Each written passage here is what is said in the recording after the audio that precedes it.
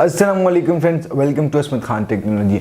तो फ्रेंड्स, आज की वीडियो ना कई टेक्नोलॉजी न्यूज़ के बारे में होने लगी और ना किसी और चीज़ के बारे में। आज जो वीडियोस मैं बना रहा हूँ वो मेनली एक पीसी बिल्ड के बारे में और नेक्स्ट भी मैं तकरीबन 3-4 पीसी बिल्ड्स के बारे में वीडियोस बनाऊंगा। तो आज जो पीसी बिल्ड कर रहे हैं वो हम कर रहे हैं पेंटियम G4560 के ऊपर। तो मेनली जो इस पीसी को बनाने के लिए था वो ये था कि एक बजट पीसी बनाया जाए 7 जनरेशन का और जो इजीली GTA 5 को खेल सके। मेरे फ्रेंड ने मुझे कहा था कि जो इजीली GTA 5 को खेल सके।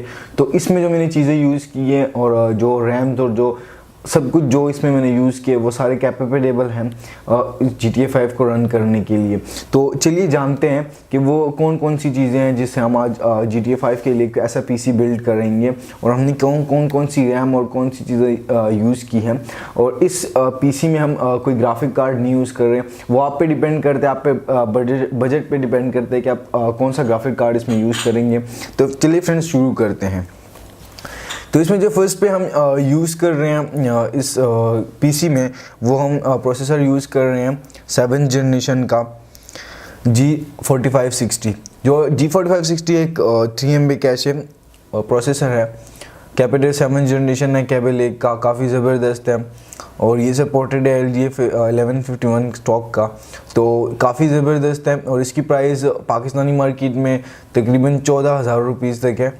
तो जितनी भी मैं आपको प्रोसेसर्स और मदरबोर्ड्स के बारे में बता रहा हूँ वो ऑनलाइन आपको मिलेंगी और उन सब की लिंक मैं डिस्क्रिप्शन में डाल देता हूँ।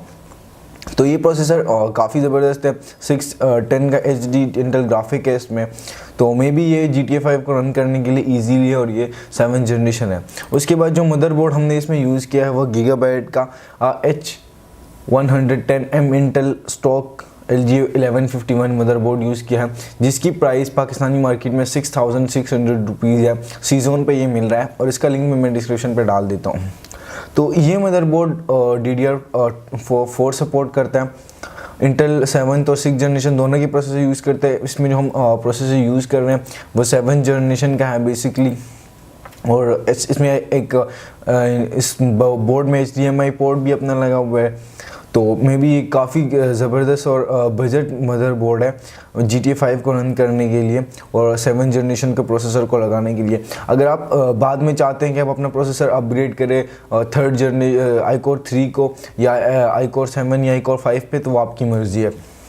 पावर सप्लाई में हम यूज़ कर रहे हैं एक कोसेरा की VS450 की पावर सप्लाई, जिसकी प्राइस 5,190 रुपीज़ है। अराउंड 5,500 को आपको डिलीवरी के साथ पड़ेगा। तो इसकी भी जो लिंक है वो शॉपवेव पे इसकी प्राइस दी है और ये काफ़ी ज़बरदस्त प्राइस में मिल रहा है। पिछले दिनों इसकी प्राइस काफ़ी ज़्यादा हो गई थी लेकिन अब कम हो गई है। उसके बाद जो हार्ड ड्राइव हम यूज़ कर रहे हैं 1 TB की सेगागेट की हार्ड ड्राइव यूज़ कर रहे हैं। आप अगर लोकल मार्केट से ले ले तब भी आपको तकरीबन 4,500 तक मिल जाएगी और अगर आप OLX पे सर्च कर ले तो आपको पुरानी भी मिल जाएगी वहाँ से। उसके बाद जो केजिंग यूज़ कर रहे हैं उसमें केजिंग में मेरे पास 2 ऑप्शन है। एक कोसेरा का कार्बोमेट सीरीज़ स्पेक 01 है, रेड LED लाइट के साथ गेमिंग केज है और इसकी प्राइस तकरीबन 5,000 रुपीज़ है। और उसके बाद जो दूसरा मेरे पास है वो टेलीमार्ट का है वर्सेरा N21। ये भी काफ़ी ज़बरदस्त है और मुझे ये काफ़ी कोसेरा के से जो केस है उससे ज़्यादा मुझे ये पसंद है। काफ़ी इसका डिज़ाइन क्लियर है और साइड पे विंडो पैनल भी है। उसके बाद इस कंप्यूटर में जो हम रैम यूज़ कर रहे हैं सोनी वो कर रहे हैं कोसेरा की 8 GB की 1 रैम यूज़ कर रहे हैं। वो अराउंड 10,000 रुपीज़ पड़ेगा डिलीवरी के साथ आपको। और जो दोनों केस है वो तकरीबन अराउंड 5,000 और 5,500 है।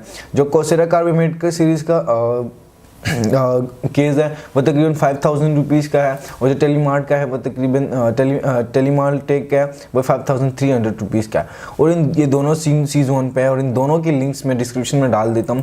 और हार्ड ड्राइव नई जो सेगेट की मिल रही है वो तकरीबन 5,000 रुपीज़ की मिल रही है। अगर आप मैं ये नहीं कहूँगा कि आप ज़रूर सीजोन से ही ख़रीदें, किसी और वेबसाइट से भी ख़रीद सकते हैं हम अगर वहाँ से आपको सस्ती मिल रही है। बहरहाल ये काफ़ी ज़बरदस्त है। तो अभी मैंने इस पे बेंचमार्क किए इस पीसी के, वो तकरीबन जो GTA 5 चल रही है वो तकरीबन अराउंड 25 FPS और लोअर सेटिंग पे चल रही है 25 FPS around minimum 20 FPS 22 FPS तक आ जाती है। तो मतलब ये एक नॉर्मल यूज़र के लिए काफ़ी अच्छा और एक बजट पीसी के लिए जो चाहता है कि मैं 7 जनरेशन पे खेलूँ और बाद में मैं अपना पीसी अपग्रेड करूँ या बाद में मैं इसे अपना दूसरा पीसी लगा लूँ और कोई और प्रोसेसर लगा लूँ।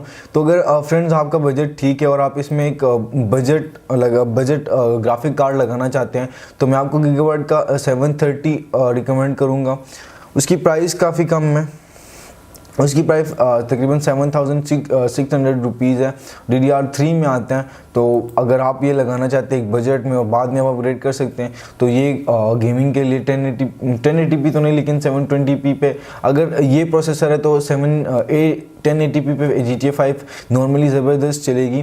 तो आज के लिए इतना ही। तो फ्रेंड ये था 35,000 रुपीज़ का बिल्ड। आप चाहते हैं कि मैं इससे ज़्यादा का बिल्ड लेकर आऊँ या इससे कम बिल्ड लेकर आऊँ तो आप मुझे आप कमेंट्स में बताइएगा कि मैं इससे कितने ज़्यादा का बिल्ड लेकर आऊँ या इससे कितना कम बिल्ड लेकर आऊँ और मैं उसमें कौन कौन सी ग्राफिक कार्ड्स आपको रिक्वायर्ड है, आप कौन सी गेम आपको पसंद है खेलना चाहते हैं, मैं उस रिक्वायरमेंट तक की बिल्ड्स लेकर आऊँगा।